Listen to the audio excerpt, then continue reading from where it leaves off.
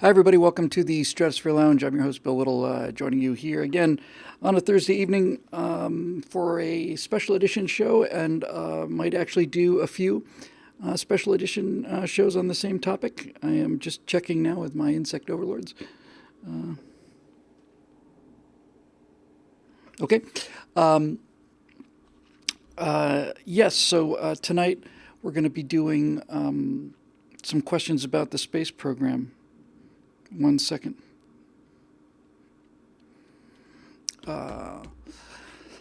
Specifically, the space program prior to the Apollo 11 landing, which is coming up. So, preparing some stuff for that. And anyway, and no, I did not just call Natasha an insect overlord. That was somebody else. Her knee is much better, thank you. It was just about a week ago, almost exactly. It was about 10 minutes to 6 or quarter to 6, and I was just cranking I honestly had the button ready to go on this thing. And yeah, she threw her knee out, and it's happened a couple times. So, excuse me, we're going to have to have a look at that. I suspect it's going to require some kind of orthoscopic surgery, but we don't know just yet. Anyway, she's doing much better, thanks. And it was fun taking her to a baseball game. Now, if you didn't see the Facebook post, I've been to a bunch of major league games. I'm not a regular baseball fan or anything, but I've been there several times. I always sit in the third baseline with my trusty mitt. And hoping to catch a pop fly. And over the course of 45 years, that has never happened to me. But I take my wife to the very first baseball game she's ever been to. We're sitting there in Dodger Stadium. It wasn't the first pitch of the game, but it was the first time the ball and the bat connected. This thing comes sailing over. I thought, oh, God, here it comes. And I'd love to tell you I caught it in the hands, but it took a bounce or two. And the next thing you know, no fooling, I'm looking for the ball, and it is sitting right between her toes. So I grabbed the baseball, pushed that 4-year-old girl out of the way because she was making a move on it. And now we have a Major League Baseball, which is kind of cool. I told her later on that if there had been a kid there, I would have given him the ball, which she thought was nice. But anyway, yeah, it's amazing. She's just like that. Things happen. I can't explain it. I was talking with Scott Ott, that no good for nothing layabout. Oh, hi, Mark. And we were talking about, he said, well, what is the chance of that happening? And I said, well, knowing Natasha, it's 100%. So, anyway, so that was it. That was good news. I have taken the plunge after years of hesitation here, and because the latest patch of Star Citizen has just been so crummy and late getting it updated, I decided I was going to go ahead and load DCS, which is Digital Combat Simulation. And there's only one reason I'm bringing this up. I'm not going to bore you with a lot of computer talk again. We're going to bore you with something else. But the DCS models, it's a flight sim. The DCS models are so unbelievably detailed. It's every single switch and every single system on the buttons on the MFDs and all of it. And the reason I bring this up is because I got the Hornet, FA-18 Hornet, and I had never had any problem flying those things or landing those things, but that was before I'd been flying in general aviation airplanes. And all of the instincts that I now have from flying small airplanes is really screwing up my ability to fly this highly sophisticated simulated jet. I keep wanting to flare the landing. That's not good. I keep wanting to control, various things with rudder. That's not good.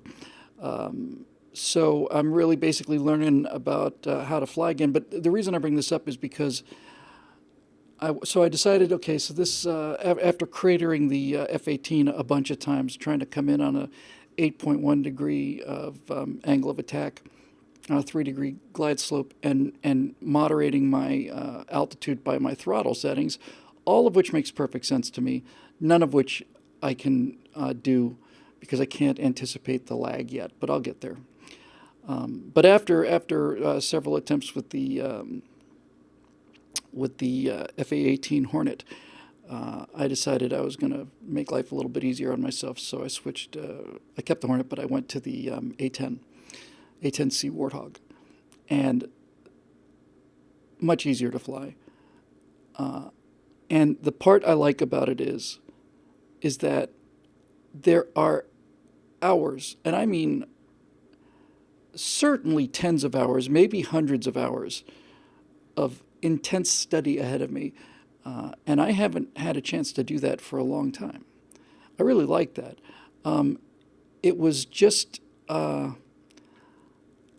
it was just, it was hard to explain. I just remember thinking, all right, a lot of this stuff, but you're you're gonna build a structure on sand if you just start going in there and start fooling around with this stuff.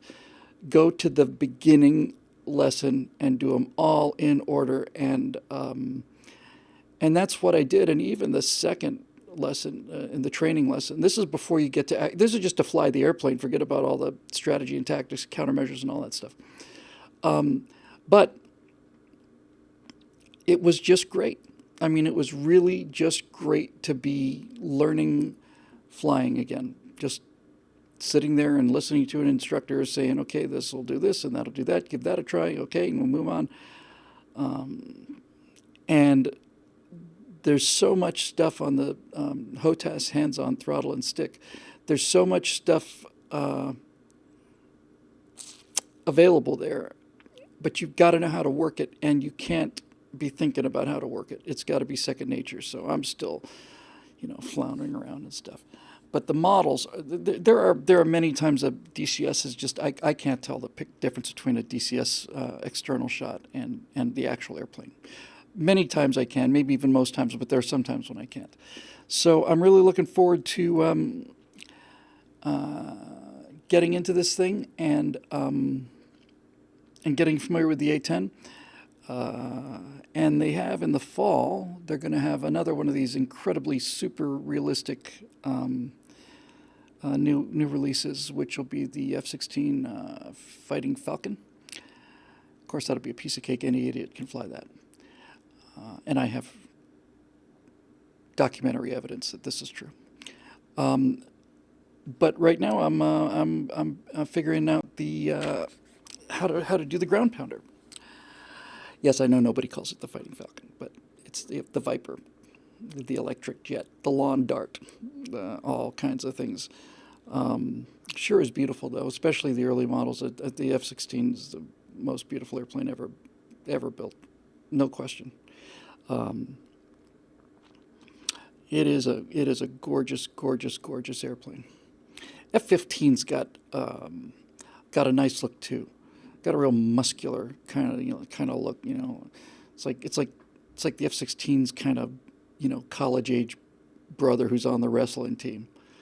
And yeah, it is Boyd's airplane, the F-15 and the F-16. And there's also something really cool about that long nose on the Hornet that's kind of cool too. Anyway, I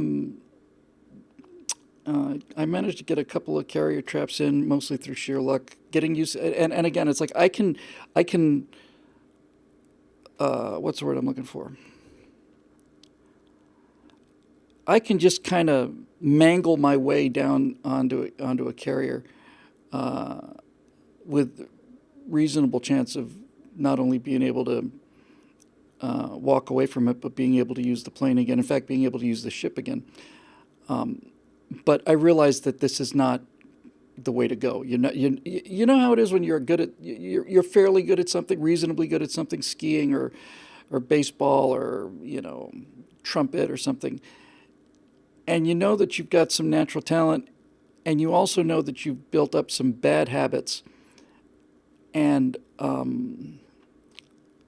and so I managed to gather up the discipline to start at ground zero, and just from the very very basics, and it was a wise decision. Just the tutorial on what the MFDs do, just how to bring up the information on the pages. Forget about all the information is, just bringing it up, moving them over, and the coolie switch, and the slew button, and the China hat switch, and all of it. It's tough, and plus I have to program the joystick as I go along. But it's a Thrustmaster A10 Warthog controller, throttle and stick, and the thing weighs 600 pounds. I mean, it's made out of solid steel. It's really, really, really good. Anyway, that was just something fun that I've been doing. And it was plenty humiliating getting into that F-18 and just saying nothing to it. Just what's the big deal? Just fly 8 degree angle of attack and just put the velocity vector right there on the runway threshold, and you got it made. Nothing to it. And I'm watching the threshold, and the thing starts coming up, and so I put the nose down. The nose goes down. That means I drop out of the correct angle of attack, which means, okay, that means I'm going too slow. I got to add some power, so I add some power. Now the nose starts coming up. Now I'm flying above the angle of attack, and on and on and on, chasing this thing back and forth, not even stabilized. So anyway, that was about it. So that's the news, basically, and now we get to the questions, because I have every time I say I'm going to do a show, I'm going to do the longest show in history. There, that'll do it. Some guys, people are making some airplane jokes in the comment section live here. My wife and I watched that movie, loved it. We watched Airplane 2. I couldn't believe how bad that movie was. I got a chance to hang out with Dave Zucker a couple weeks ago, and I know Bob Hayes relatively well, although I haven't seen him in several years. Bob Hayes is just the nicest guy in the world. He's just exactly, he's that guy. He's that guy. That guy who will never get over Macho Grande. Anyway, that's that. So let's see what we can do here in the wonderful world of questiones about the space program, manned space program, probably prior to Apollo 11.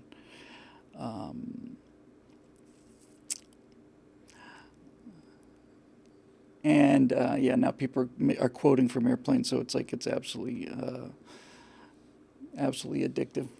The airplane is like getting hit with a machine gun Nerf gun. It's like the stuff just keeps hitting, and 1 out of 3 is good, and 1 out of 10 is hilarious. But since they're coming at you 40 a minute, it's a pretty good time. Alrighty then. And I'm just looking at the Facebook page. Just Mueller, what a cheap thing to do. I basically said, this is my last Bill Whittle Now episode. It's like Mueller basically says, well, we're ending the report, and basically we couldn't find a court that would, it was kind of the Comey thing, like it was just designed to leave a big hole enough for half of the country to drive through, and I think it was a treasonous, low, very very destructive and divisive thing to do. Really beneath him. As we said on that show, what Mueller could have done is he could have said, well, we had a 2.5 year investigation, and during that 2.5 years, we were not able to find any evidence that that would meet the burden of proof necessary. But even then, you're basically what Mueller basically said was, "Look, he did it, and we just can't, we just don't have the legal means of prosecuting it," which was a really cheap way of saying we looked at it for 2.5 years and we found nothing. So anyway, all right. So let's see. We got the live comments there. We got everything is a rolling. And let's see what we get for stress for lunch questions. I'm just going to go down the list as much as I can here, I think. So, Christopher Dale Goodwin, when you first watched an Apollo launch as a child, what did you imagine the future would be when you became a man? Something I just finished writing about, actually. I saw Apollo 13 with my own eyes. I was in New York City for Apollo 11. Actually, I was in Pennsylvania for Apollo 11. We were visiting the States from Bermuda. We were in New York during the landing, but the launch, I was in my cousin's, staying with my cousins who I loved, and they had a color TV, which is a big novelty for those of us living in Bermuda where there was no color television broadcast. And if you grew up in the early days of color TV, you know that it's the job of the eldest son to be the engineer in charge of not only color brightness but also tint control, which I played with just endlessly. Anyway, I remember as color TV, it was great. It was one of those big wooden console kind of things. It's just this enormous table with a screen, probably, bloody microphone, like this big maybe. And I remember I got the worst splinter in my life I've ever received. I got off of that thing, but I digress. Okay, so what was it like? There is a. So I saw 11 in Pennsylvania. I saw 12 in Bermuda. 13 I saw live. And we were a good long way away. I mean, when we finally found a place where we could park, I was really kind of shocked at how far away we were. We just couldn't get any closer. And actually, this question tees up something that's actually really important. I'll get to in a minute. So you're looking across like inland waterway, and there's mangrove trees and stuff. We're surrounded by all kinds of people, and we're there for hours in the baking hot sun, and it's just nasty. And then across the way, you can see the VAB, the Vehicle Assembly Building, is just this giant cube out there. And you can see the Saturn V, although, again, at the distance we were, it didn't look, super, super big. So we're getting the countdown on the radio, and we get the,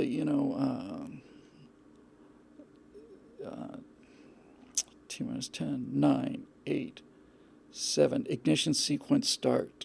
So it's 7 seconds. I want to say T minus 7 seconds. They light the engines. And immediately we could see the steam coming out from the water suppression system. And then when it lifted off, I had this experience watching a number of rocket launches, a couple shuttle launches. When that thing came off the pad, it's astonishing how bright the exhaust is. Even in the middle of a summer day in Florida, it's like, wow, that is really bright. And I want to say the thing was, I don't know, 30 degrees in the air before we I almost had heard the sound, but even at the distance we were, you just felt it. It was like, boom.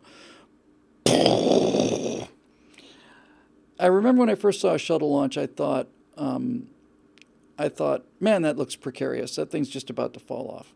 But after getting used to shuttle launches, watching a Saturn V launch seems like, man, that thing is going to tip over. I mean, it's just how can it go straight up? But it's amazing. There's a picture out there which I just highly recommend. It is a multi-panel photograph collection of every one of the Saturn V's lifting off at the same moment next to each other. So you see every one of them that ever flew. They never had a failure on any of them. I think Apollo 12 lost one engine on the way to orbit, but that's it. I mean, it's just perfect. And to see, I don't know how many there were. I want to say it was maybe 12 or something like that, maybe somewhere around there. To see them all side by side like that is just magnificent. But up it went, and that little vapor trail it left, not like the big heavy clouds on the SRBs on the shuttle, just going. I remember seeing a documentary, I think it was called In the Shadow of the Moon, not too long ago, where they talked to the Apollo astronauts who were still surviving back then. And they asked one of them about, I think it might have been on Apollo 12, it was probably Pete Conrad, I guess, or Bean. It was almost certainly Conrad. So he loses the engine, and apparently the guidance got kind of, squirrely. And somebody asked him, well, what were you going to do if you lost the guidance on takeoff? And like I said, I think it was Conrad, but I remember the quote. I'll never forget it. He said, "I was just going to reach down there, grab that joystick, and fly that son of a bitch into orbit." Can you imagine controlling that thing with a joystick? But they could. They had the ability to do the thrust vectoring. I'm going to fly that son of a bitch into orbit, and he would have too, by God. But the question wasn't what's it like to watch an Apollo launch. The question was, what did I imagine the future would be like? Well, my studio here is a sort of a museum of the lost future.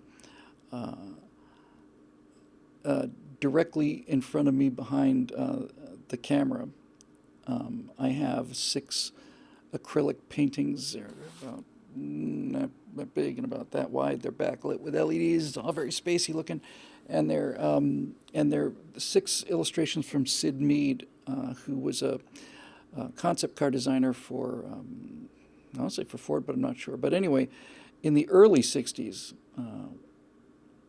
he did these unbelievable pieces of artwork. And I'm looking at them now, and all of these cars just look like spaceships. And he loved colors, his brilliant, pinks and cyans and all of it. And everybody is happy, and everything works, and everything is clean. And I've got a bunch of them back on that wall too. And Sid Mead, that was the future I was sure I was going to get. But anyway, I did not. I've been horribly disappointed, needless to say, like so many. Oh, come on, I got to get this thing fixed. Horribly disappointed with the progress in space since the end of the Apollo program. I mean, just heartbroken. But that situation, excuse me, wasn't a yawn, it just looked like one.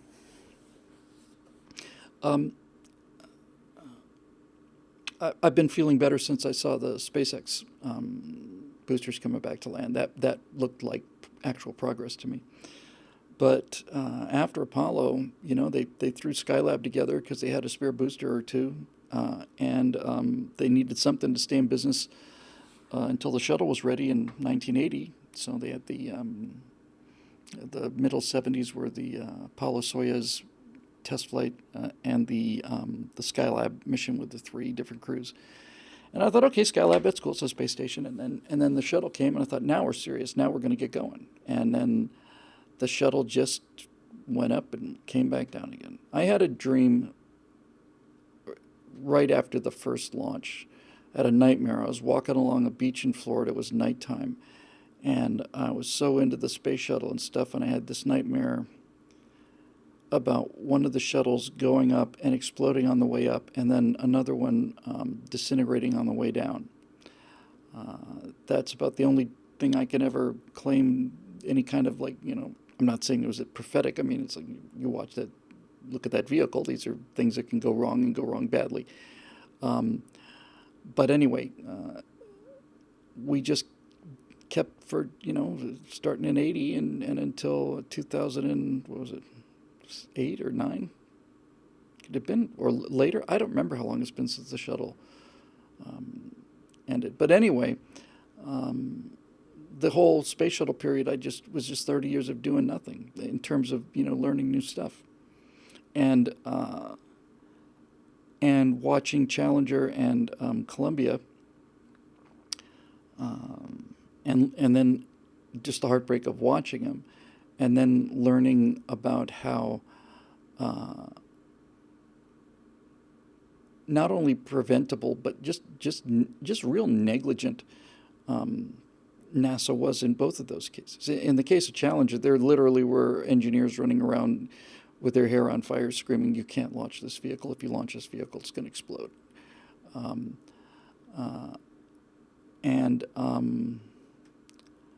And they thanks 2011. So that was Challenger, and they were under some pressure. They didn't want to be delayed. They had the first teacher in space and all of that stuff, and we paid for that one. And we paid for it because we thought, well, it didn't go wrong last time, so chances are it won't go wrong again. There were burn-throughs on the solid rocket boosters many, many flights prior to the loss of Challenger. Likewise, prior to the loss of Columbia, when they switched to the different kind of environmentally friendly foam, because God knows there's so many space shuttles being built on an industrial scale and external tanks being foamed. But anyway, this newer foam didn't stick as well and tended to generate more ice, so ice was hitting the orbiter frequently before Columbia, and they just thought, well, doesn't seem to be doing any damage. So it did, and when they first started investigating the Columbia accident, they were convinced that it could not have been the ice. The little bit it wasn't actually ice; it was a piece of foam.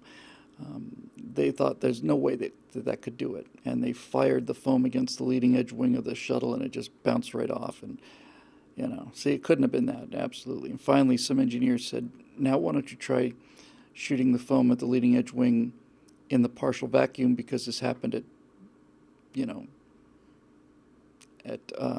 relatively high altitude." And next thing you know, boom, it just smashes the leading edge. Oh, okay, well, now we know. But they should have known both of those things. It was wishful thinking in both cases. So the world I was expecting, Chris, was a much more technologically advanced place, and it was certainly a more morally advanced place. It was a future that where everything worked, and where we were making genuine progress, and we didn't have to worry about the social justice stuff, because social justice was taking care of itself pretty well. I mean, I'm looking at these Sid Mead pictures. There are black guys there, couples getting out of the cars, and everybody's clean cut, and no one's filthy, and no one's rolling in the mud doing drugs. It's just, and it's not the future of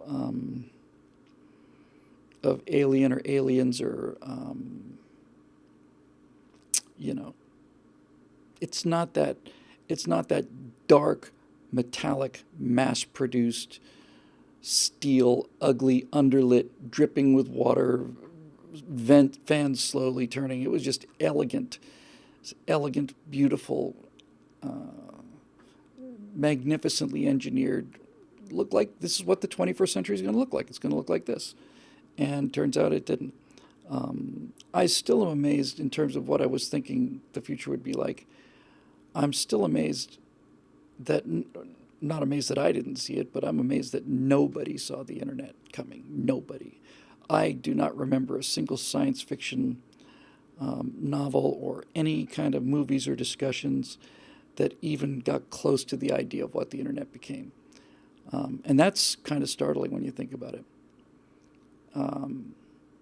So, now with the internet, I can go back and watch, I can watch the replay of the Apollo 11 landing, and watch Wally Schirra and Walter Cronkite tearing up, and I can see the animation that I can remember seeing because we, I just finished writing a little bit about this. When Apollo 11 landed on the moon, I was in New York, but I wasn't really in New York, and I wasn't at the moon either. My entire consciousness during that entire descent was me and the rest of the planet. Our minds and hearts were watching this animated cartoon LEM coming down like a Disney cartoon.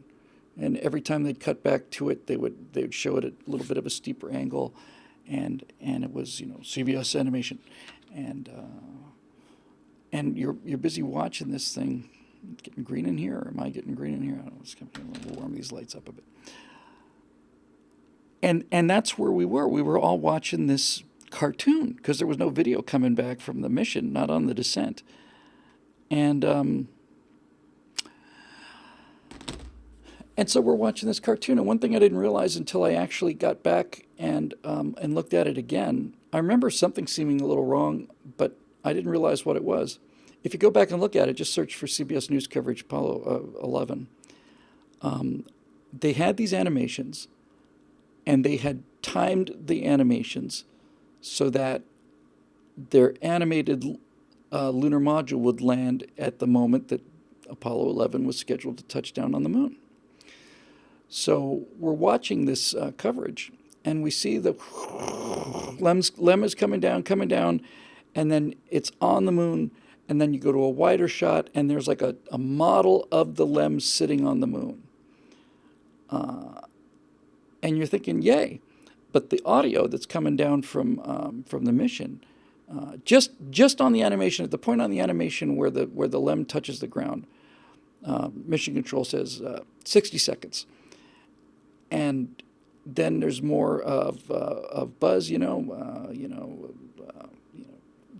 30 down, 4 to the right, 4 to the. He's just calling out this kind of fine information, picking up little dust, and it took, I want to say, it took about 40 seconds for the reality of it to catch up to the animation. In other words, the animation told us that man is safely on the moon 40 seconds before the thing landed, and that's because if the thing had landed on time, it would have landed in a boulder field, and that would have been the end of Apollo 11.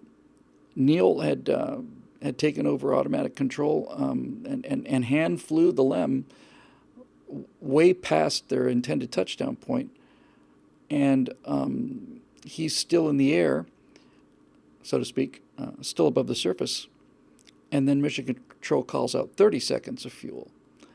And the landing, if you've ever seen the LEM in orbit before it goes down, you'll notice that the bottom of the foot pads have these long, thin, spindly probes. They're long and thin like poles, and they're covered in the same kind of reflective gold as the bottom stage of the LEM is. And these are the contact sensors. So there's these it's like the LEM lands on toothpicks, and when one of them touches the ground, they get a contact light in the cockpit. And then as soon as they see that contact light, the plan is to, rather than just fly the thing down and then bounce around a little bit, once the contact light, they see it, they just cut the engine, and the LEM falls the final 3 or 4 feet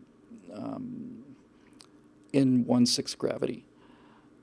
Usually not too bad, but one mission, I think it was Apollo 12, they came down hard. They just chatter their teeth, kind of thing. Anyway. It was, we were watching this animation, and they're saying they're on the moon, and we're looking at a picture of the LEM on the moon with the foreground rocks and everything, and these guys are still up there fighting this mission out. It's interesting, too, that we found out that Apollo 11 was on the moon, not from Apollo 11.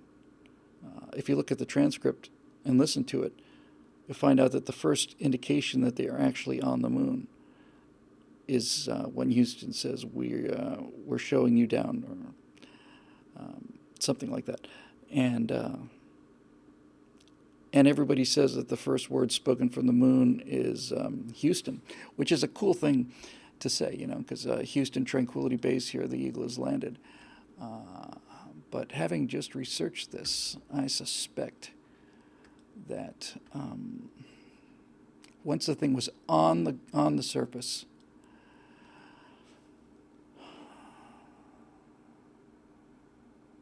so it's contact light. Then Aldrin says ACA out of detent. Armstrong says out of detent. So I think the first word actually issued from the surface of the moon was the acronym ACA. That's the first actual transmission. ACA out of detent. Armstrong confirms out of detent. Aldrin says mode control both auto. Descent engine command override off. Engine arm off. 413 is in. And then Houston says we copy you down, Eagle. And then there's a pause, and Armstrong says, Houston Tranquility Base, here the Eagle has landed. There is a great video of the not only the Apollo 11 out the window descent, but somebody put together a montage of all 6 landings, back-timed so that they all touched down at the exact same instant. And it is incredible to watch. It's the exact same procedure as a pitch-over procedure and all of this stuff. But nobody got as nearly as close as Armstrong and Aldrin. They were down to probably 14, 15 seconds of fuel, something like that. I remember on Apollo 12, Conrad, it was Bean. Bean was just going nuts. He was like, well, man, you're just kicking its ass. We get tons of fuel. It's kind of refreshing. Anyway, so the future that I was expecting looked a lot more technologically advanced, Christopher, and it was a lot cleaner, and we all had jetpacks. We would have had jetpacks and video phones. That was a big part of it, although I realize we have the video phones now. We're kind of using one right now. And I certainly did not foresee the social trouble, and I did not foresee the pushback against things like technology, pushback against nuclear power. I thought, we'd have irrigated deserts with nuclear power, and there's no reason why we shouldn't. So it is kind of the lost future for people like me. There was a future that we were expecting to get, and certainly seemed better than the one we got. Anyway, hey, look at that. The next question is from Christopher Dale Goodwin. Private space race in the 60s. In all honesty, would a private space race have been as successful in the 1960s as NASA? No, it would have been impossible to do a private space race in the 1960s. The Apollo program was a gigantic government program. It was not, well, you could almost say it was a Soviet-style big government program. But first of all, the amount of money that needed to be there was a lot of money. And then the second thing, too, is you had all of these, the command module was built by North American. The service module was built by North American, or North American Rockwell at the time, so maybe it was just Rockwell. Grumman built the LEMs. All of the components were built by different people. And to duplicate that effort would have just put it completely out of reach. It was out of reach anyway. One of the Apollo astronauts said that the moon landing, he said that basically we were there in the 1960s and we reached 50 years into the future and somehow managed to bring home this landing like 50 years before it would have been like comfortably done. But I say we should be doing that all the time. But that quote from an Apollo astronaut saying we pulled it out of the future is true. It just, everything was in the right place at the right time. And I was going to say we got lucky, but we got lucky some of the time, sometimes not so lucky. We didn't get lucky on Apollo 1, didn't get lucky on Apollo 13. I don't think luck had much to do with it. The reason we landed on the moon and did it 6 times is because guys like, Gene Kranz, failure's not an option. I remember my favorite story from the Apollo program, I think I told this just a week or two ago. When the guys got back in after their moonwalk, which, by the way, if you put the LEM on the pitcher's mound, all of the EVA on Apollo 11 is in the infield.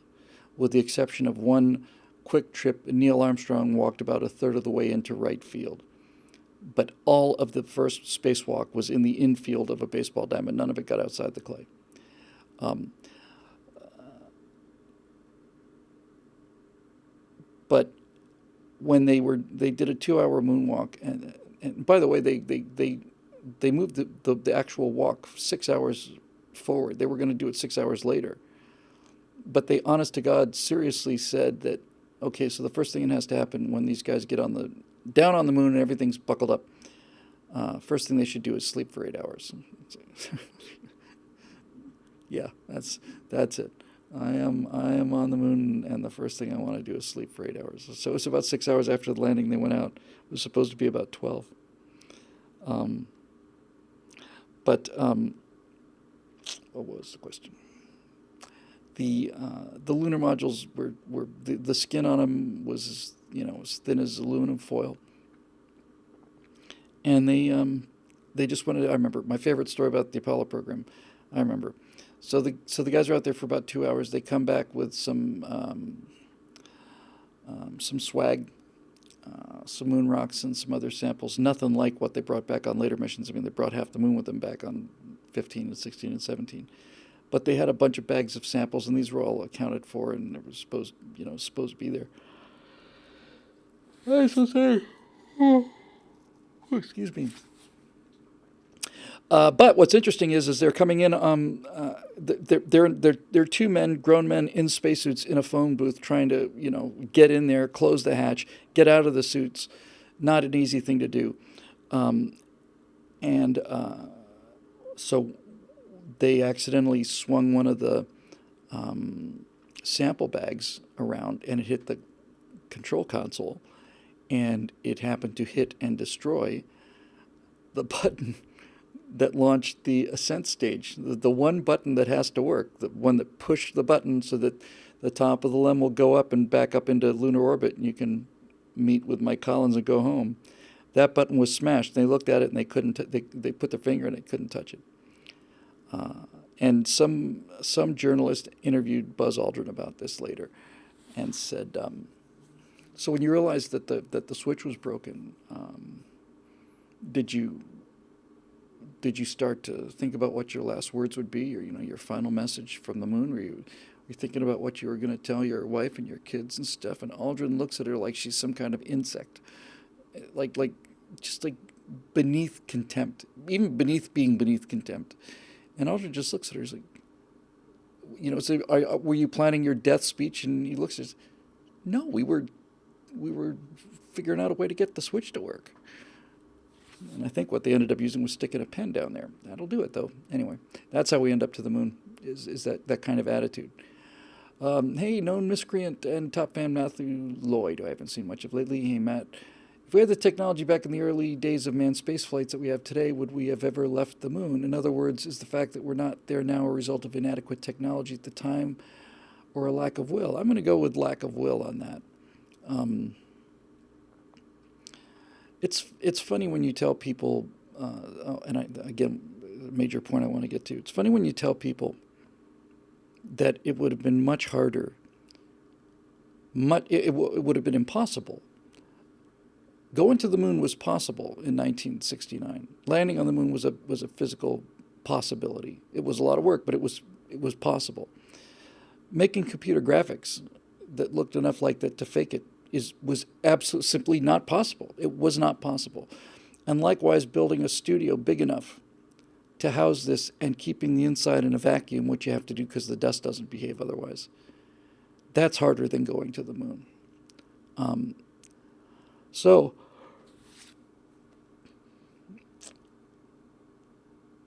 the technology was there,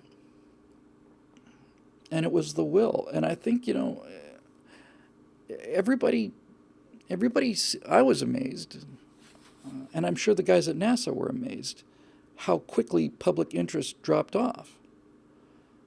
The biggest failed sequel in history, with the possible exception of the Phantom Menace, was Apollo 12, because they had better cameras and they're getting ready to set them up. And Bean accidentally points the camera at the sun, cooks the sensor, and so now here we are with the second moon landing, no TV. That hurt him. 13 was dramatic, and then 14, people just stopped losing interest. I remember watching. I would watch every hour of it. Guys driving across the lunar surface in the buggy on Apollo 15 and kicking up all that dust and looking down into Hadley Rill and Taurus Littrow and all of these other places. Got a lot more dramatic. Apollo 11 landed in the middle of a lake bed, practically completely flat, but they got more and more risky as they went on. But no, it's definitely a lack of will. It's not even a lack of will so much as a lack of interest. I mean,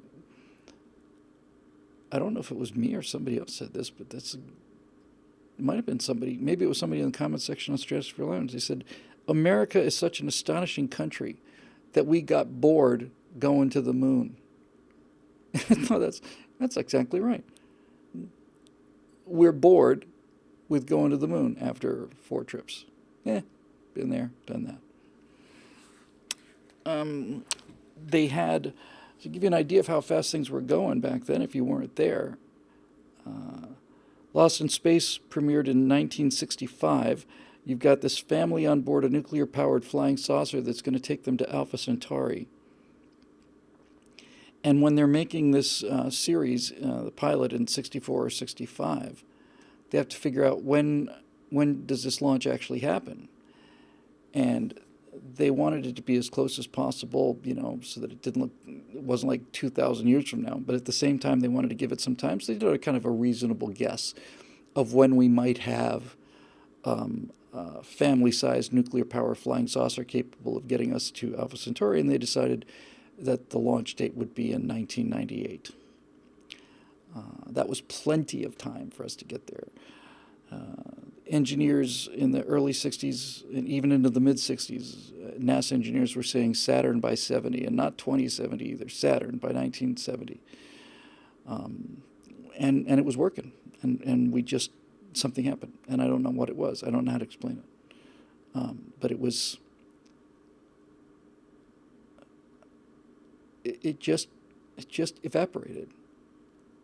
I don't know. I don't know what to say about it. It's one of the great mysteries to me.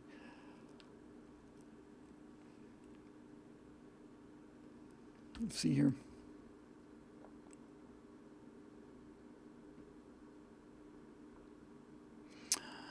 Kennedy gets all. This is from Dave Olson. Hi, Dave.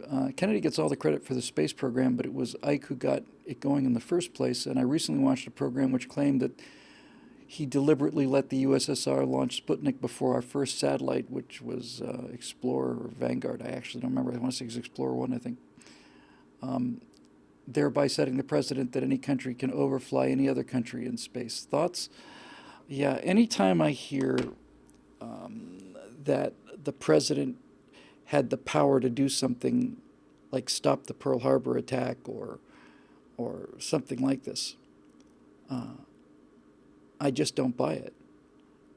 I just don't buy it. I don't buy the idea of Eisenhower saying, yeah, well, we could go launch a satellite, but we'll let the Russians do it first.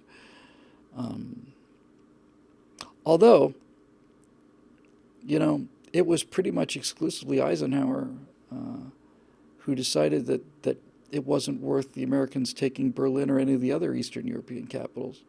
The Red Army fought, they did 70% of the fighting against the Nazis, but Patton and the Third Army were moving so fast, and we easily could have beaten them to Berlin and probably to Prague as well, and that would have saved those countries, 50, 60 years or whatever it was of communism. And Ike was the one who said, no, this one belongs to the Russians. So if there was ever anybody who might have let that happen, I suppose it's him, but no, I don't believe it. I don't think that ever happened. Let me talk about something that is actually kind of profound and interesting as a result of some of this research I've been doing.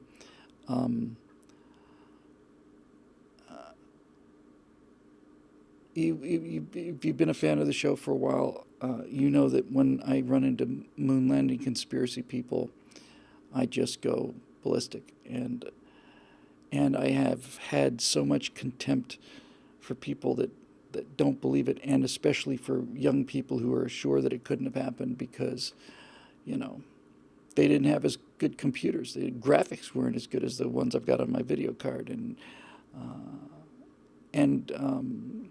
it just didn't happen. I had nothing but real, genuine animosity and some actual rage towards people who promoted this idea that it never happened, and it's everywhere, and it's getting stronger and stronger and stronger all the time. Um, Eric Blake mentioned when that Buzz Aldrin was confronted with the moon landing being fake, and he punched out a reporter. And I remember that very well. Everybody remembers that well. But when the guy confronted Buzz back then, was it 30 years ago now or something, and said, admit that it never happened, people would look at this clip and say, so is this the only guy in the world who believes we didn't land on the moon? I mean, what's the matter with this guy? Now it's becoming more mainstream every day. But I have come to realize why so many people, more people every day, do not believe that the moon landing happened. As we get further and further away from it, fewer and fewer people believe in it. And I didn't understand why. They'll say it's the computers or the video technology or whatever, but they're determined that it hadn't happened. And I couldn't understand why. And then suddenly I did. They believed the moon landing didn't happen. Stay with me on this. Because if you just take the moon landing and just parachute it into society like a YouTube clip, then it is a miracle. It's impossible. If you think about, okay, so there was, all of a sudden we wake up one day in the 60s and we've landed on the moon. If that's your attitude towards it, it seems like such an enormous leap, so much of a miracle that it just couldn't possibly be true. And this is my big breakthrough thought on this. It's given me a great deal of patience that I didn't have before. The reason that people don't believe in the moon landing was because you kind of had to be there. And what I mean by that is, young people think that basically what happened was Americans came home, turned on their TV, saw the picture of the moon landing, which was easily faked in a studio, according to them. And all of the people bought into this thing when obviously just simply was too difficult, couldn't happen. But the thing I've realized is that since they weren't there, they don't realize, number one, just how focused the entire society was on space and space toys and space interests and space shows and space movies. But much more importantly, whenever you hear guys talking about moon landing conspiracies, the one thing you never hear them talk about is what came before the moon landing. Because they want to make it sound like it just appeared. How is that possible? But one of the things that I've been working on is you can, and I'll do it for you, you can go from a bottle rocket out in your backyard, which presumably you would agree is not the result of a conspiracy. You believe that bottle rockets will fly. You can go from bottle rockets to the moon. And if you look at it as bottle rockets to the moon, then the moon landing seems impossible. But there were so many incremental steps that no one can say at which point it became a miracle. I'm going to lay out some of this for you. You tell me at which point you want to insert the conspiracy card. And this is the thing that nobody gets. So, do you believe in bottle rockets? Yes. Okay, so far so good. Robert Goddard built a liquid-fueled rocket, which had the ability to be throttled up and down. It looked like it was a combination of a rocket and a backyard swing. It looked like a flying bird cage, the most ungainly and silly-looking thing ever. But it was a liquid-fueled rocket, and it did fly. Didn't go very high, but do you believe that? Okay. Yes. Good. Okay. Do you believe that Werner von Braun and a number of other German hobbyists basically were fascinated with this and basically built rockets in a rocket club, and then Hitler decided to put some money into that along with all the other social programs that he was doing, and then when he realized it might be a weapon, put a lot of money into it. Werner von Braun wanted to fly men in space, so I guess he just decided he's going to take whoever's writing the check. But they launched 1,000, I guess, maybe that many, something like that, 1,000 V2 rockets against England. And, they didn't go into orbit, but they went up real high, and then they came down and landed in London. Do you believe that that happened? And I haven't heard anybody saying that the V2 is a fraud. There's a lot of rocket explosions there. Lots and lots of neighborhoods got cratered. Lots and lots of video of them taking off. Okay, so far so good. 1957 comes along. It's the International Geophysical Year, which was a really kind of a cool thing, the year of everybody trying to cooperate, all these countries scientifically cooperating with each other, IGY. And as part of IGY, they cut the warhead off of a V2, and they added a smaller rocket to the top called the WAC Corporal, named after, the WACs for the Women's Air Corps. And so it was basically the Lady Corporal. And they put this smaller rocket on top of the V2. Then they launched the V2, and when the V2 was just running out of fuel and running out of energy, and it was starting to slow down, when they'd gotten everything they could get out of the V2, they ignited the WAC Corporal, and this thing went much, much further, because instead of starting at 0 feet, all the drag, no acceleration, the thing begins its journey at, maybe, I don't know, 80,000 feet, 100,000 feet in the air, and it's moving very fast. So the WAC Corporal did really well. So anybody have a problem with that? Because that's a staged rocket. No? Okay, so far so good. So from the WAC Corporal, we go to the Redstone Booster, which if you were to see a redstone, you would be astonished at how small it is. It really is just unbelievable to walk up. You don't get the sense from an Atlas quite so much, but the redstone looks like a telephone pole, honestly. And it was the first, or one of the first, intercontinental ballistic missiles we had. And so the Mercury capsule is essentially just a piece of tin with a hatch on it. Do you believe that it's possible to put that capsule on top of that rocket and have it be so weak that it doesn't actually get you into orbit? It just takes you up into space and back down again. Yeah, okay. All right, so that's real. Then we add the Atlas to Mercury, from Mercury Redstone to Mercury Atlas. Now we got a much bigger missile, much more powerful. It'll enable you to not only go straight up and down into space, but to go fast enough to get into orbit. Do you believe that John Glenn orbited the Earth in Friendship 7? Yeah. Okay, so now we've got a man in orbit around the Earth in a little capsule. What about if we use 2 men? Would you buy that? Okay. What if during this mission with the 2 men, one of the men were to get out and fly free of the ship and do a spacewalk? Would you buy that? Yeah. Would you believe that they could launch these 2-man ships 2 at a time and meet each other in orbit so that they're looking in each other's windows and waving at each other? Yeah, if you've launched a Mercury program capsule and a Gemini program capsule, and it doesn't seem too hard to believe. Okay, so you can believe in the rendezvous. What about if we had them try it again? Instead of rendezvousing with another capsule, they rendezvoused with a docking target, a Gina upper stage. Would you buy that? Yeah, well, it's not a big jump from the previous thing. And you can see where I'm going with this. And then you say, okay, so that required the Gemini program, required the Titan missile, which is a much bigger missile. What about the flight of the unmanned flights of the Apollo on the Saturn 1 and Saturn 1B? They're just knocking the caps up into space to see if it would hold. Because if you believe in the last step, you got to believe in that one. There's no magical jump between the two. And then you've got the Saturn 1B, and then you launch Apollo 7. So you've taken, on Apollo 7, you're taking the you're taking the command module and the service module into Earth orbit. Anybody have a problem with that? No, because it's no different than really putting John Glenn into orbit. Okay. So Apollo 7 puts the service module, command module in orbit. We know we can get it into orbit. We know that the third stage will get it into orbit. And we know that the command module and the service module will perform as advertised. Okay? So next time we launch another Saturn V for Apollo 8. This time we take I don't, actually kind of interesting. Did we take a, I don't think we did.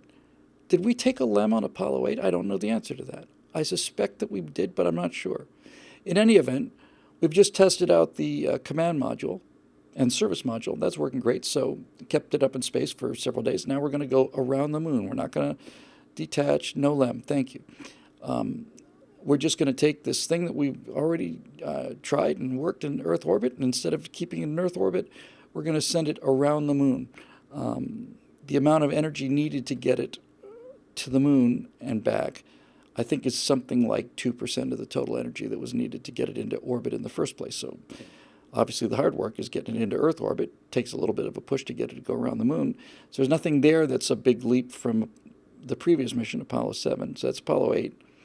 Now you've got Apollo 9, but you're not landing on the moon with Apollo 9. You're not even going to the moon. We went to the moon on Apollo 8 and Apollo 9. We decided, okay, now that we have a LEM that's ready, what we're going to do is we're going to take Apollo 9 and we're going to go into Earth orbit, which we've done many times, and we're going to practice getting the command service module off, turning around, getting rid of the fairing, docking with the LEM, pulling the LEM out from the third stage, and then we fly around up in Earth orbit with the command module and the LEM for a while. Is that a big leap from the previous step?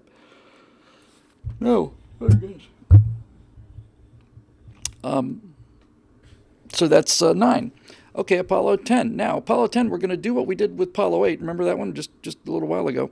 We're going to go back to the moon, but this time we're going to take the LEM with us, and we can do that because we tried the LEM in Earth orbit. So if it worked in Earth orbit, and if we went to the moon without the LEM, with just the command service module, then this should work, right? Okay, so they take Apollo 10 to the moon. They separate the LEM. John Young has probably got the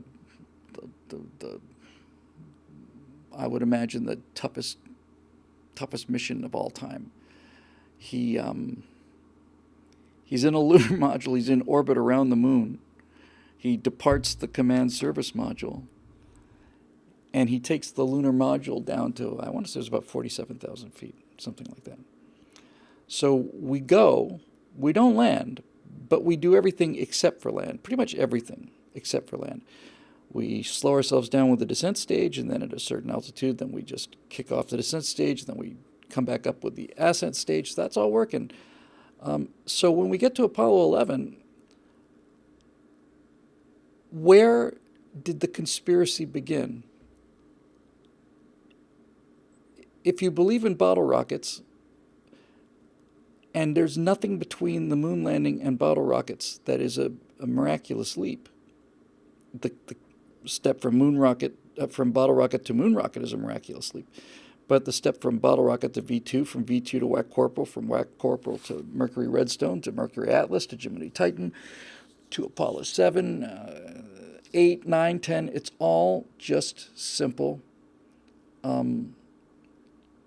incremental steps. And that's when I realized why so many people don't believe in the moon landing. It's because they weren't there for all of this preparation and planning and expectation. We know coming up in 2 months we're going to go around the moon in Apollo 8 if everything goes well, so they're never given the steps needed to get to Apollo 11. And so then you just have to ask yourself, like I said, where do you insert the conspiracy card? I'm going to have to go to bed. I'm going to have to go home early tonight. Where do you put it in? I suppose if you had to pick one place, I would imagine you'd probably put it between Apollo 7 and Apollo 8. Because if you're going around the moon, and but that's what's missing. That's what's missing from people who believe that it didn't happen. They're missing how incremental it was over the course of 10 years, and they also miss how obsessed we were with being astronauts and spaceflight and all the rest. The only thing they could probably connect that to is that in Toy Story, the original Toy Story, it's about a toy named Woody who's a cowboy toy who's upstaged by a much, much cooler space toy. And that's exactly what happened to American culture and American kids. They just we all just went from wanting to be cowboys to wanting to be astronauts. Um, yeah, and then Eric says they talk about the Van Allen belts being, impenetrable and stuff. You know, you're in spacesuits, you're in a shielded ship. If there had been a solar flare, they would have been in real trouble. So they go through the Van Allen belts. They didn't park there, and they're not like the belts on Jupiter. So I think if I remember correctly, when the guys came back, they had something like 3 times the radiation level that they would get in a normal year. But this is just a simple, culture-wide misunderstanding of radiation and what radiation can and cannot do. There is no question. Somebody out here might know the answer to this, but as far as I can see, there is no question that yours truly has been far more irradiated than any of the Apollo astronauts, because I had one of those radioactive tracer dye heart tests back in 2011. I mean, I was Spider-Man for a couple of days there. They gave me a little card because if I went to an airport, all of the radiation detectors would go off. They went off in the hospital. I was coming out of the cafeteria. They gave me the injection. And you have to wait for it to spread, and they do you resting, and then they get your heart rate up and do you at a higher heartbeat rate, and then they can use an algorithm to determine how much of this chemical has been pushed out into your tissues. If your heart is strong, then a lot of it has, and if your heart is weak, then not so much. So I'm in the cafeteria, and the person who gave me the shot, the orderly, comes and finds me, and I said, "You ready to go?" He said, "Yes." So I got up and started walking, and he said, "I can't, slow down, just slow down for a second. I'm right in front of the candy machines." I thought, okay, so does this guy want me to buy some candy? But the next thing I know, he goes, whoop, whoop, whoop, whoop, whoop. And I see these police officers running down the hall, and the guy's going, "Oh, it's okay, I've got him here." I set off the radiation detectors because I was radioactive. And radioactive is not fatal, and radiation is not fatal. Radiation can be fatal, but it's not. And this is something that so many people have a big misunderstanding about. The 2 things I like to talk about with radiation, Eric, when people say they could never have survived the Van Allen belts. Well, yes, they can. They took more radiation than they would have if they hadn't gone, but there was nothing close to a fatal level of radiation. And the 2 things that I remember most about radiation, one of them was from Stephen Denbest back at USS Clueless, who I miss very much, really brilliant guy. And we were talking about, there's 3 examples. We're talking about depleted uranium in Iraq. The Iraq war either just started or was just about to start, and people were saying that the bullets that they used on the A-10 are depleted uranium. And the reason they go with depleted uranium is because it's heavier than lead. And if you're going to shoot at something and try and destroy it with a bullet, the heavier the bullet, speed being equal, the more energy it's going to take down to the target. So, depleted uranium is nice and heavy, and heavier than lead makes a good bullet if you really want to sling something. And everybody was saying that these depleted uranium bullets were going to basically irradiate the people of Iraq because all of these radioactive bullets would be around. And Steve Denbest, and the reason I believe this was because he was an engineer, he always ended up with the math to prove any of these things. Denbest said, "I've done some calculations," and he said, "If I were to make a statue of myself, a full-scale statue of myself, out of depleted uranium, and I put my arms around the statue and hugged it, I would be irradiating the statue." Awesome. The second most awesome one is that would you be, you can ask some of these greenies, would you be willing to go into a nuclear power plant just on a tour? No, you're kidding. No. What, would you be willing to spend, half an hour in a nuclear power plant's control room? Would you be comfortable with the radiation levels there? Absolutely not. Didn't I say depleted? Did I say something other than depleted? Yes, I know it's no longer radioactive. That's why it's depleted. But my point is that the ignorance of people was that because it said uranium, they thought it's radioactive, but it's depleted uranium, and all the radioactivity's gone out of it. And that's why Den Best pointed out that this is a silly thing to be complaining about. It just shows how much you don't know about things. If you had a depleted uranium statue, you would irradiate it. The second best one is to ask people if they would be willing to take a risk of being in a control room at a nuclear reactor for half an hour. A lot of people would say no. And then you get to spring the interesting fact on them that Grand Central Station in New York City has, at any given time, has 4 times the acceptable level of radiation in a nuclear in a nuclear plant's control room. In other words, the background radiation level inside of Grand Central Station is 4 times higher than the highest allowable in a nuclear power plant because it's all of the granite. The granite is somewhat radioactive. People hear that and they just, yeah, it's just, it's part of life. If we weren't able to deal with the radiation, we'd all be dead. But yeah, if you've gone to work every day in Grand Central Station, you've taken far more radioactivity than a guy who spent his life working in or at least an equivalent amount of time working in a nuclear power plant. That freaks him out. But the best one by far, remember, I love when people can do the math on these things. Then I get to use them rhetorically, and I don't have to. I was told that there'd be no math involved. I remember when Fukushima happened, I think it might have been somebody up at SpaceX, and everybody was saying, "Oh my God, there are detectable levels of radiation coming across from Japan," and I remember the hysteria here in LA, hysteria, people going to hospitals and asking, what can we do, and do we need to get some radioactive iodine and all of this other stuff. And it was just so ridiculous. I mean, detectable. We can still detect Pioneer 11. It's outside the solar system. But when Fukushima happened and all this hysteria was going on, somebody said that they did the math. And the way they phrased it was, do you think that for the people who live closest to Fukushima, do you think it'd be a good idea for us to send jets over, commercial jets, and evacuate them and bring them back to the United States for a while until this thing cools down?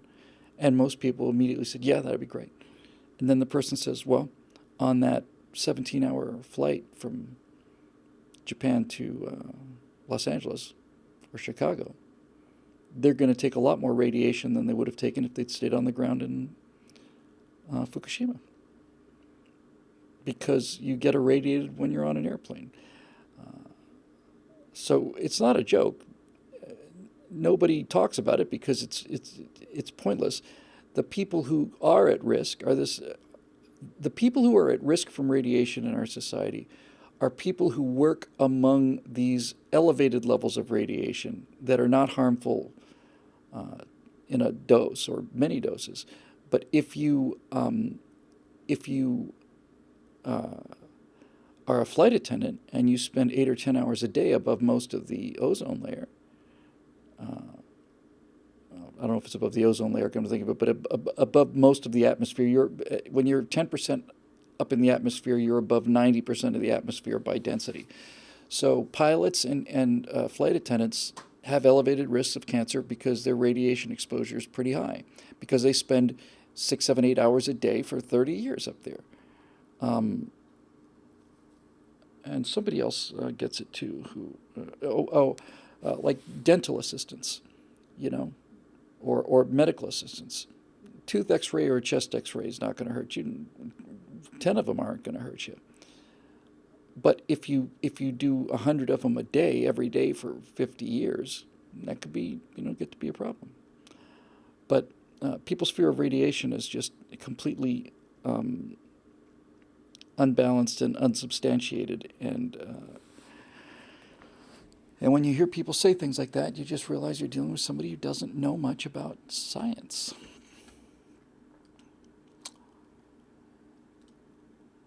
I'm not aware, by the way, of any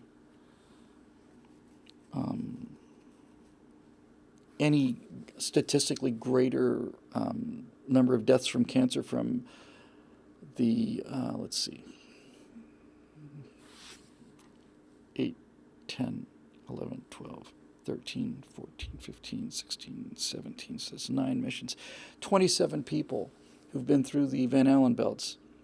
I don't think any of them are, it's not like they're all showing a higher rate of cancers or anything. And Merlin points out that dental radiation is less radiation than sunlight now. It is. They've gotten really good with it. But back in the olden days, they used to turn that thing on and power would go out. You get a brownout across the street. But yeah. So anyway, I'm going to do one more, and then I'm going to go. I'm sorry to go early, but I am falling asleep. This damn microphone. I got to get this thing tightened up. I need a pair of pliers. I'll go with Eric Blake. Why don't we? Okay, so Eric Blake, hey Bill. Supposedly JFK was considering a variety of space-based ambitions before setting on putting a man on the moon and bringing him safely back to Earth. One of the alternatives was a permanent space station in orbit. Had Kennedy gone that route instead of the moon landing, what do you think the space race and our space program in general would have looked like afterwards? It would have looked like nothing. Earth orbit is extremely useful, and you can do a lot if you have an actual real facility in Earth orbit. Potentially could have done a lot with the International Space Station. When they were talking about it and selling the International Space Station, one of the biggest selling points, at least to me, was that it was going to be a place where you could assemble interplanetary rockets that didn't have to have the oomph to get out of the Earth's atmosphere and gravity. You could build delicate things like the LEM in Earth orbit and then fly them not just to the moon and back, but around the solar system. It would be an assembly point. It made a lot of sense. It was great. And it wasn't until I started at PJTV, so it'd be maybe 2008, 2009, interviewing an astronaut, when I finally realized that the space station is useless for that. It's useless because the inclination of the space station is so high. The inclination of the solar system has a plane, and that plane is called the ecliptic. Pretty much all of the planets, with the exception of Pluto, which isn't a planet anymore, lie within a degree or two of this flat plane. So imagine it's like a giant LP or something. So the solar system is flat. And they're flat in a band called the ecliptic. Now the Earth is tilted 23 degrees to that. So the equator of the Earth and the ecliptic are 23 degrees out of each other. But that's manageable, and it also depends on time of year, I would imagine, when you're launching. But in any event, it is a very, very, very energy-intensive maneuver to change the inclination of something once it's in space. It takes a fair amount of energy and fuel. So imagine my surprise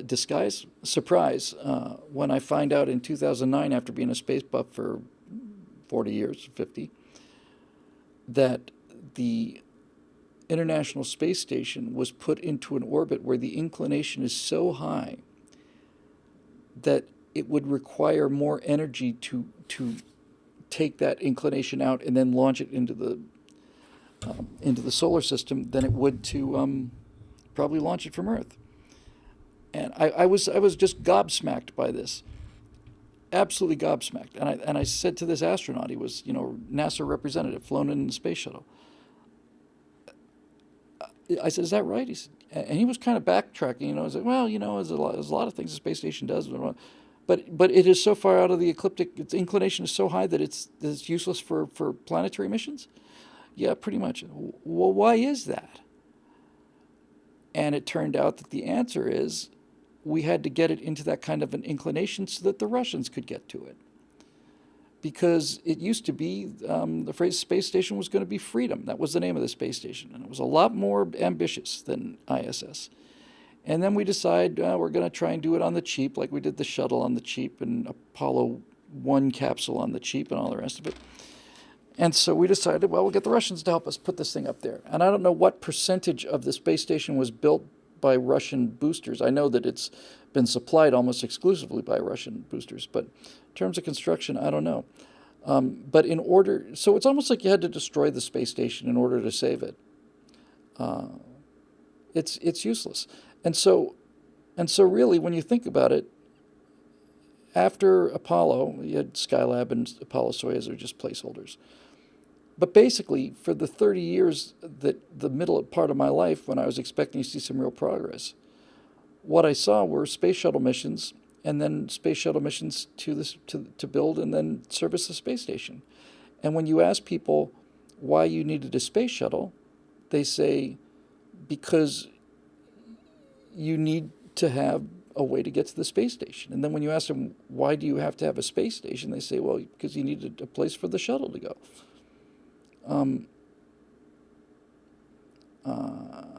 So, yeah, 51 degrees, Ladco77 says, 51 degrees orbital inclination. That's more than half.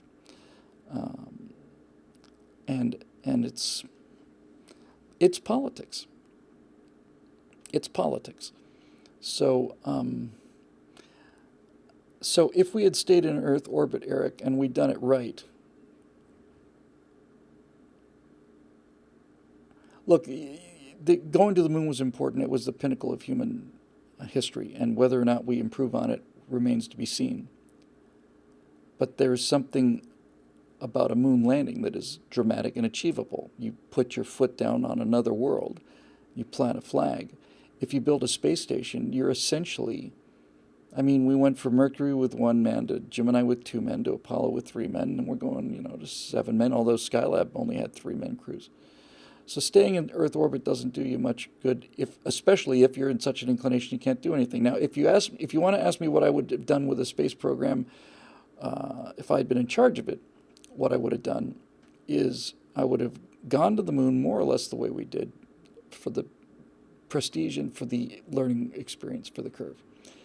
And then I would assemble in Earth orbit a space station that is lying exactly on the ecliptic, exactly on the plane of the solar system.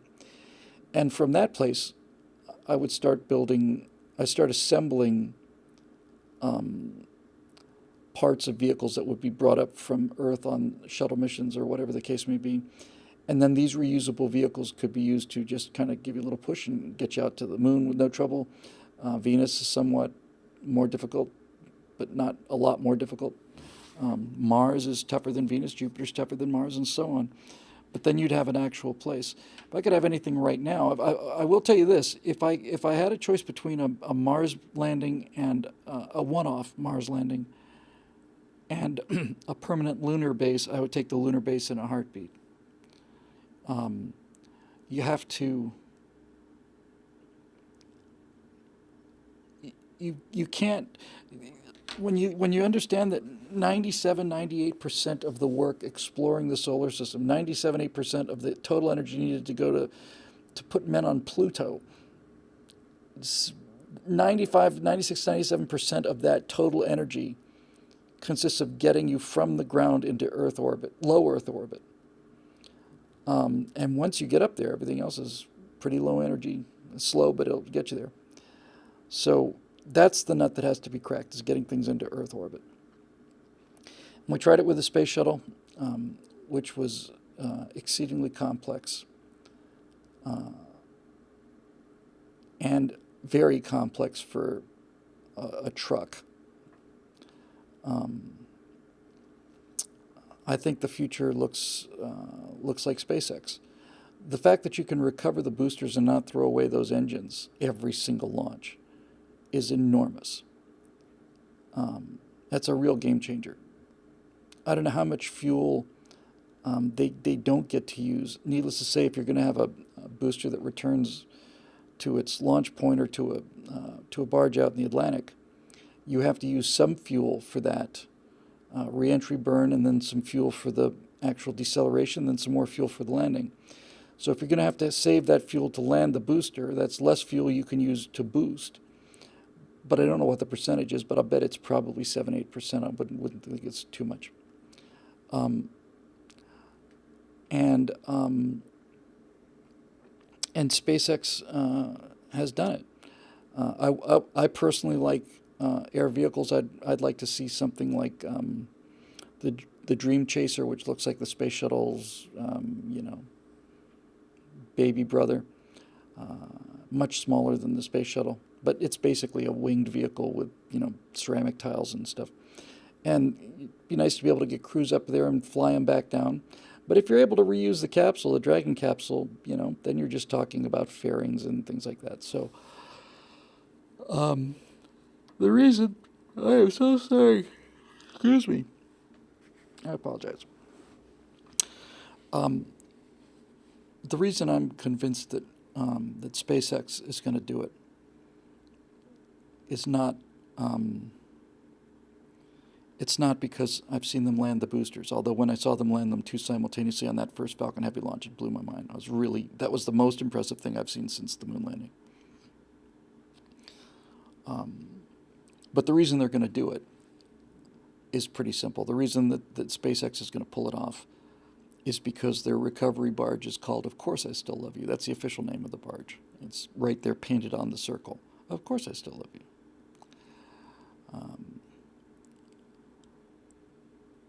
If you are able to have that much fun,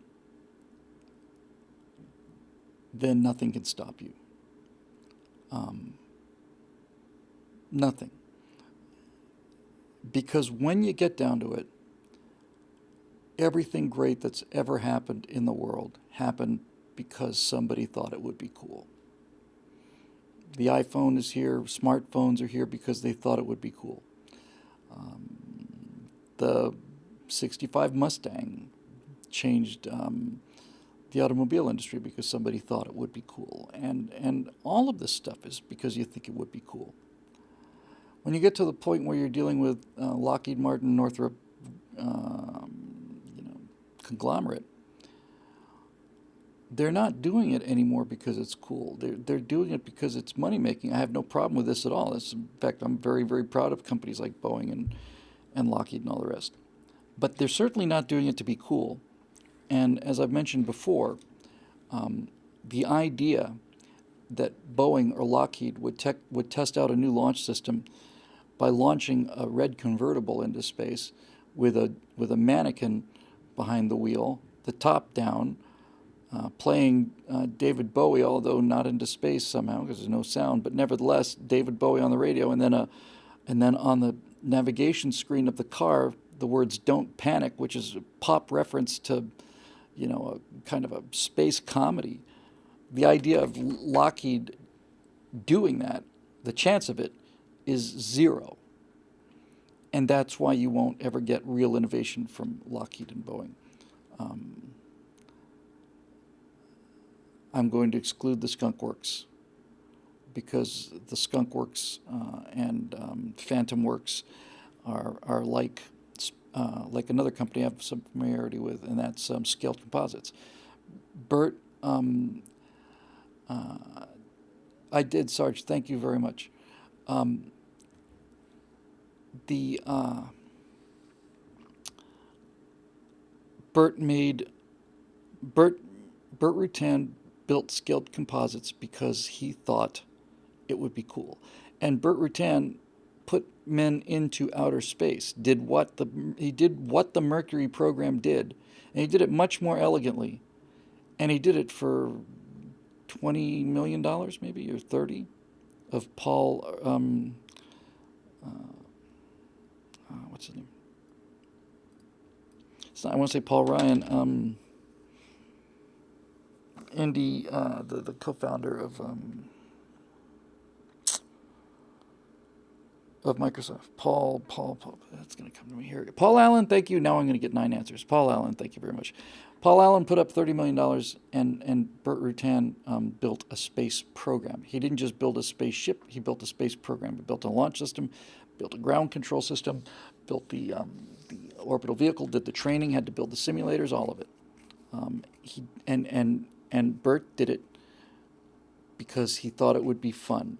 And Paul Allen put the money into it because he thought it would be fun. And that's why it worked. And that's the only thing that'll work. China is incapable of doing this. China is incapable of innovating in space because the idea of the Chinese naming their landing pad, "Of course I still love you," is inconceivable. And it's inconceivable for the European Union to do. And it's inconceivable for the US government to do. It's inconceivable. But if you are that loose and that flexible and having that much fun, then anything's possible. And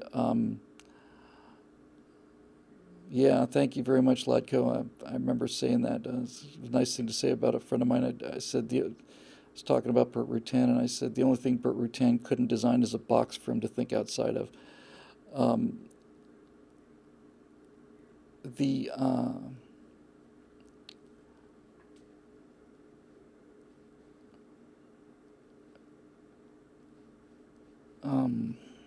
Heck, I forgot what I was going to say. Anyway, it has to be fun, and the people I've known a few people who become millionaires, not a whole lot of them, but the ones that I know all started out with nothing or next to nothing, and ended up making a ton of money. But their goal was not to make a ton of money. Their goal was to do something that they thought would be cool and have fun with. And it seems to me like we have cornered the market on this. I don't know anywhere else in the world where this kind of thing is done and possible. And God knows the left is trying everything they can to make sure it doesn't happen here. And so is the government. And, NASA's job is to make sure now that people do not get into space. That's what I heard from my friends up at X-Corp, trying to get a permit to fly a mission, just looking out the window, and just the paperwork they had to go through to deal with NASA is just insane. And likewise, when NASA builds something, the provenance of every bolt has to be so meticulously researched and checked and make sure it's not being imported from certain countries. And so just to put a bolt on something. And they were going up at SpaceX, and X-Corp, and they would just say, well, why don't we just go to the hardware store and get the bolt? That's how you do it. So anyway, it is 7:38, and I am going to have to bug out because I am falling asleep at the wheel here. I've got a fair amount of script editing to do before I can go home. But some fun stuff coming up, and maybe we can talk about it next week. Yeah, that's very nice.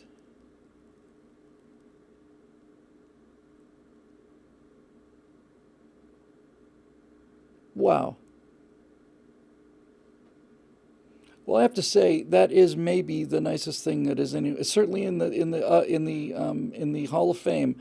Thank you very much, Dragon Tales. I'm almost embarrassed to repeat it, but this is why I do what I do. This is what makes it fun.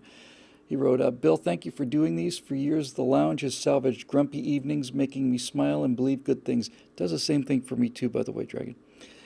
I'm so glad to be here at last and hope to attend more of them live now. I subscribed a year and a half ago because of this show and plan to stay for life. I like so much you do, but these are something special. See you next time. Well, honest to God, thank you from the bottom of my heart, Dragon. Those kind of things are the reason I do this. It's that makes it fun. Makes it fun. I would feel like I would do it anyway. Somebody's got to put into words the stuff that we all believe. But nevertheless, when you hear something like that, it just absolutely just flattens me. And thank you very much. That's maybe the kindest paragraph I have ever seen. Hi there. We're all right. Thank you very much. Have a good evening. So, thank you. And thanks for all the rest of you. Thanks for all the members out there for making this show possible. And always see this?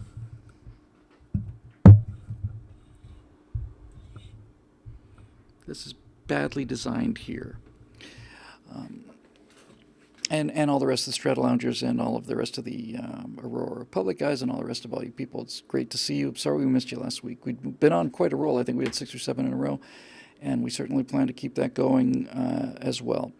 So, just one last little tease. I'm thinking for next week's Firewall. Um, I have a friend named Mike Walsh, who many of you may know. Um, he's he's a fighter. I met him through the Hollywood conservative group that has no name 10 years ago, and we hit it off very well. He's about 10 years older than me. He lives in Ireland now. And I always knew Mike was a fighter, and I always knew he had great political commentary. But what I did not know until very recently, about a year or so ago, wow, this guy knows something about music. I've since found out he was the music critic for Time magazine and has written a number of books which I should have read earlier, but one of them is called The Fiery Angel, and it's about culture and and how art actually leads politics, not just not reflects it.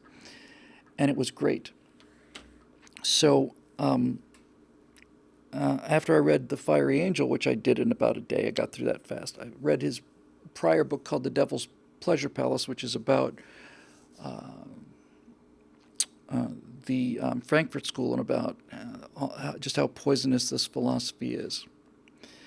And one of the things that Mike pointed out, I'm named in that book, which is a very lovely feeling. One of the things Mike pointed out was something that's very obvious about the left. I've noticed it about the left, and that is that they adore complexity. That they think that anything that's simple has to be stupid, and that the more complex you make something, the smarter you are. When any idiot, I think, can see that it's exactly the opposite of that. Making something complex by just globbing more stuff onto it is easy. Making something simple is hard. That's why Bert's the genius that he is. We had this conversation 2 weeks ago on Stratosphere Lounge. It's like he wants something to go fast or go high. He doesn't just keep throwing more weight, which means more fuel, which means more weight on it. He just cleans it up as much as possible, makes it as simply as he can. But Mike was pointing out that the left loves complexity. And I certainly knew that was true. But what Mike pointed out that I hadn't given some thought to was that the reason they like complexity is because the more complex something is, the more easy it is to deceive somebody. And when I heard that, I thought, okay, that's obviously true. And then I did the kind of thought experiment that I often do, which is put myself into a fictional debate with a bunch of social justice warriors at Berkeley or something. And I thought, how would I be able to explain that to them, that by making things complex, if you make them complex enough, you can make people believe anything. And I had an example. This is what I'm going to do the firewall on. And I have an example. I just in my head, I'm just, like I say, I'm just driving to work, and I'm thinking I'm in front of these kids, and I thought, I probably got the rhetorical skills to make people realize that something as obvious as possible isn't true. And I thought, okay, what's the obvious thing as possible? Is it was 2 o'clock in the afternoon. This morning on the way in, it was probably more like 10:30, and that's late. I'm usually here by 7 or 8.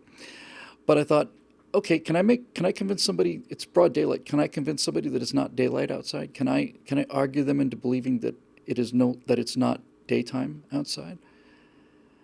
And so I started playing with that, so I'm asking, kind of doing this kind of Aristotelian thing in my head. So I'm asking this fictional student. I'm trying to prove to him that it's not daytime outside. So the first thing I did was I started to attack the idea of what is daytime. And I said, okay, so we know it's daylight because the sun is up. What about when the sun goes down? When the sun is down, it's still plenty of light out. You don't as much light practically as there was just a second before when the sun was up. So since there's as much light up when the sun goes down, is that daytime? Thinking now I'll get them on a spectrum, and then once I've got them on a spectrum, I just put the answer wherever I want it. But this particular student in my mind was cleverer than that. He said, no, the definition of daytime is when the sun is up. The sun in the sky, that's daytime. And then I just had the flash. So again, this imaginary conversation. So I said, okay, So you're telling me it's daytime now? Well, I have friends in London, and I'm going to call them right now. In fact, I called them before the show. And when I get them on the phone, they're going to tell you it's not daytime at all. They're going to tell you it's nighttime. And he'll say, yeah, but I wasn't talking about London. I said, I didn't ask you whether it was daytime in Los Angeles. I asked you if it was daytime, and you said yes. And it's clearly not daytime in London. You automatically used your privilege to determine that when daytime was mentioned, it would be your daytime, American daytime, rich, white, American daytime. When in point of fact, Africa's in complete darkness right now. I suppose those people don't care, huh? I mean, they not care, I guess they just don't count. So if daytime is only when you say it's daytime, then what about the half of the planet that's currently at nighttime? Is it daytime for them too, just because you say it's daytime? And what gives you the right to say it's daytime? What makes your perspective here in Los Angeles, in Berkeley, so privileged that the fact that half of the planet is in darkness and you have the audacity to say it's daytime outside right now? It's clearly not. It's clearly not. If you want to be fair about it, you could, if you really, I mean, it's still a chauvinistic thing, but if you wanted to be fair about it, you'd look at the Earth and figure out where the most people are, and when most of the people on Earth were in daytime, at that moment, wherever you happen to be, you might be able to make a claim that that's daytime, but there are oppressed people all over the world. They don't have a chance to weigh in on this issue. So you saying it's daytime is a chauvinistic, individualized truth for you, but it's not true for everybody else. It's not the truth at all. It's just your personal opinion about something. And furthermore, if you think about it, since the sun is shining at the Earth all the time, it's never really daytime or nighttime. It's just the Earth is moving relative to this thing. There's no more reality to daytime than there is to nighttime. The sun is still shining. Their shadow is still there. It's just the Earth is rotating around. And especially you're clearly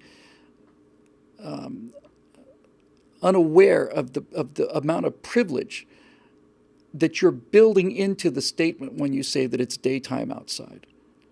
I think you really ought to check your privilege, and I really think you ought to give us some serious thought to what kind of a person you are.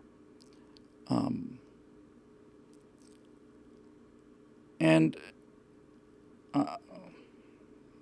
I would have had the opportunity to make that room full of Berkeley students seriously start asking themselves, well, he's got a great point, I mean, what makes my perspective unique? And it is a Western Hemisphere perspective. And people in the East now, it's not daytime.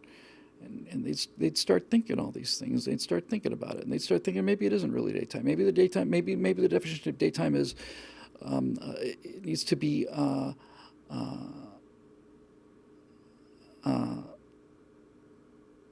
really looked at from a relativistic sense. And then I'd have people questioning whether or not it was daytime outside, when of course it's freaking daytime. Any idiot can look out the window and see it's daytime. What's so hard about this? Is it daytime? Yes, of course it is. Well, it's not daytime somewhere else. Well, I'm not somewhere else. You're asking me if it's daytime. I'm here. I'm telling you it is. It's daytime. For me, it's here. You're asking me? You didn't say, is it daytime everywhere in the world? Or you asked me, it's daytime. For me, where I am right now, it's daytime. Of course it's daytime. So it's like, if you complicate things enough,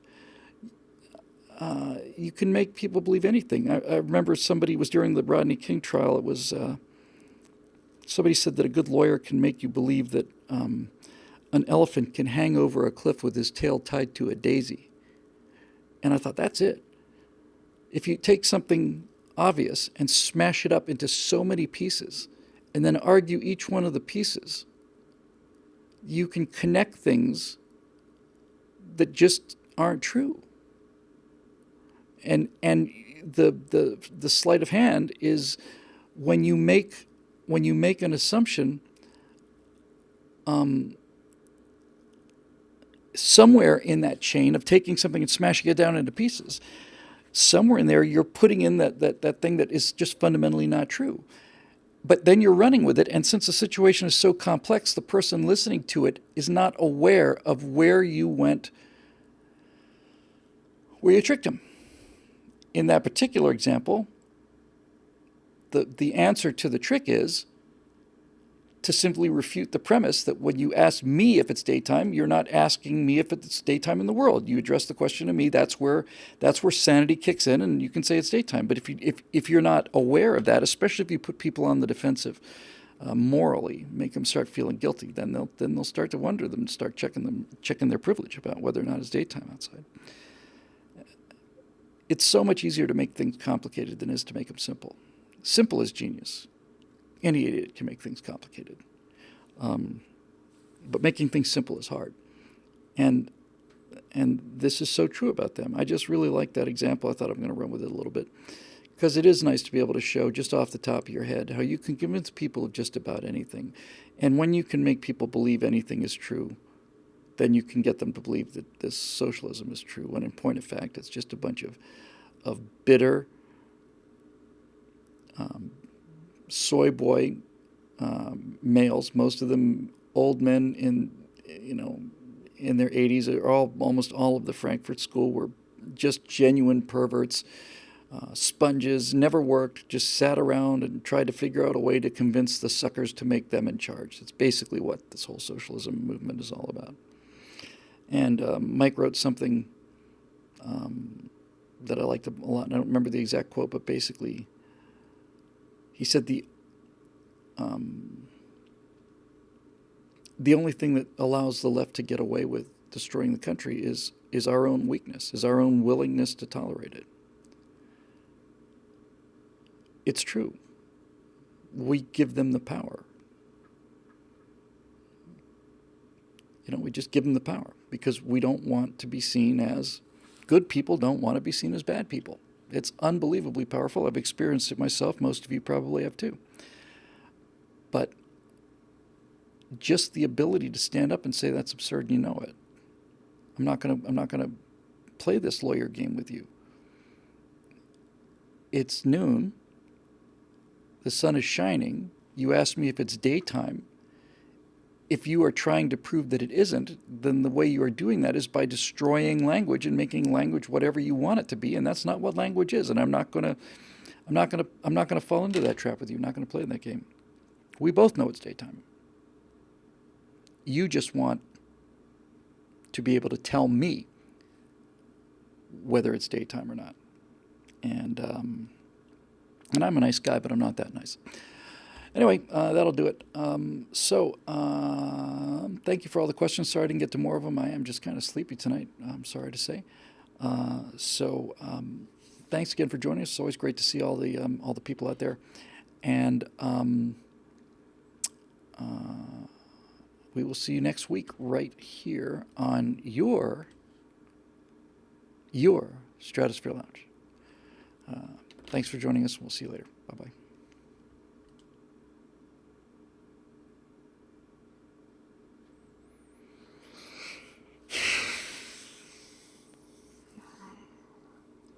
These idiots are just killing me. Honest to God. I'm just going to drop. I'm going to just drop. I have an aneurysm or a heart attack, or I'm just going to keel over from exhaustion.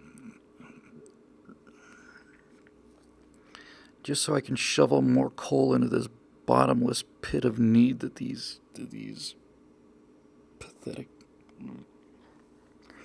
I'm just getting myself more worked up. I'm gonna get some wings. I'm hungry.